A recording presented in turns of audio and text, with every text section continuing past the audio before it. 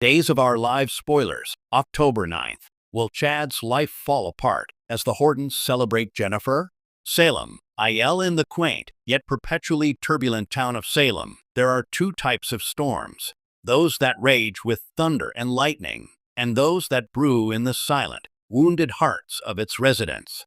This week, as the venerable Horton family prepares to gather for their annual tribute to their beloved matriarch, Jennifer, a different kind of tempest is set to break, and at its eye, struggling to keep his head above the churning waters of grief, lies Chad Dimera, a man whose life is poised to unravel in the most spectacular and heartbreaking fashion. Salem's calendar is marked by its traditions, the Christmas ornaments, the 4th of July picnic, and the Horton family's heartfelt celebration of Jennifer's life. It's a day typically filled with fond memories, the passing of the iconic Horton necklace, and a collective embrace of the family's enduring legacy. But this year, the festive veneer is thin, stretched taut over a secret so explosive it threatens to shatter the very foundation of the family Chad has fought so hard to be a part of. The gathering storm, a family united, a man adrift. The Horton home on October 9th will be a picture of bittersweet nostalgia. Julie Williams will be the bustling, emotional center, ensuring every photo is perfectly placed and every story of her mother is told with the requisite mix of tears and laughter. Abigail's absence will be a palpable, unspoken ache in the room, a ghost at the feast whose memory both comforts and crucifies her widower, Chad.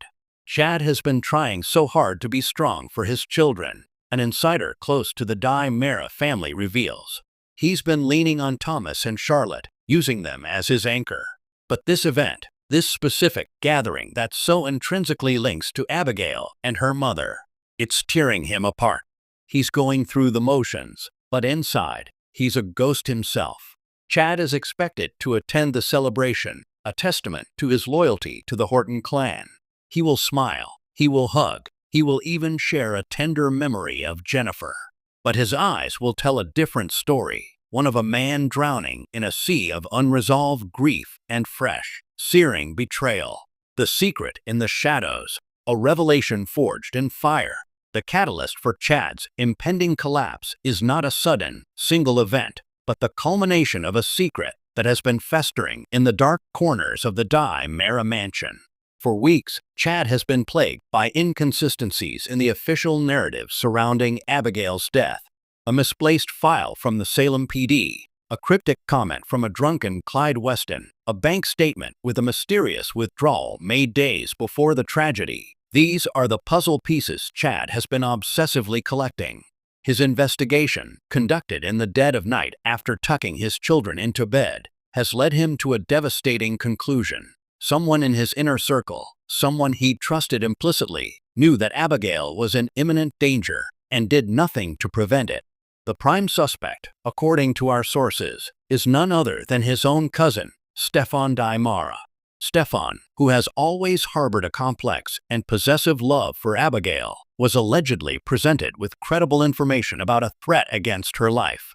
Consumed by his own demons and a twisted belief that he could be her savior, he chose to intercept the threat himself rather than go to the police or Chad.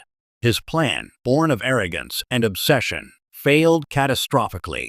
Chad is going to confront Stefan on the day of the Horton celebration, a source on the production set confided.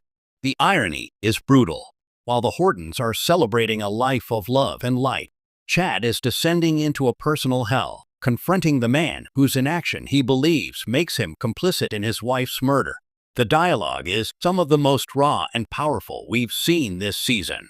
The confrontation is not a simple exchange of accusations. It is a volcanic eruption of pent-up grief, rage, and betrayal. Chad will present his evidence, piece by damning piece, watching as Stefan's defenses crumble from denial to desperate justification. The revelation that Stefan's love for Abigail ultimately contributed to her demise will leave Chad not with a sense of closure, but with a new, more profound kind of agony. If he couldn't trust his own family, who can he trust? A house of cards, the domino effect of despair, as is the way in Salem. One cataclysm never occurs in isolation. Chad's world is not just cracking, it is collapsing in a domino effect of despair. His grip on Mara Enterprises, always tenuous with the ever-scheming EJ Mara circling, will become perilously loose. Consumed by his quest for the truth and his subsequent emotional tailspin, Chad will miss a critical board meeting, allowing EJ to make a significant power play that could see Chad ousted from the company his father built. Furthermore, his single-minded obsession has not gone unnoticed by those who care for him. Julie, in a private moment at the celebration, will pull him aside, her voice laced with grandmotherly concern. "Chad, you look like you haven't slept in weeks. We're all grieving, but this is consuming you. Let us help you." But Chad, isolated by the magnitude of his secret, will push her away, further alienating the very support system he so desperately needs. Even his relationship with his children is suffering. A poignant scene is planned where a confused Thomas will ask his father why he's always so sad and why he spends so much time in his office with the door locked. It's a question that will stop Chad cold, forcing him to confront the collateral damage of his crusade. The eye of the hurricane, a glimmer of unlikely hope. Amidst the chaos, a potential lifeline emerges from an unexpected quarter. Stephanie Johnson. Having navigated her own share of Salem-style trauma, Stephanie has developed a keen eye for a soul in distress. At the Horton gathering, she will be the one to see past Chad's practiced smile and notice the tremor in his hand, the hollow look in his eyes when he thinks no one is watching. Stephanie represents a connection to a simpler time for Chad, before the Mara name came with so much baggage. A show writer hints, she isn't entrenched in the current war. She's an outsider with a good heart. Her attempt to reach out to him, to pull him back from the brink, will be a crucial turning point. Whether he accepts that hand or not is the question that will define his path forward.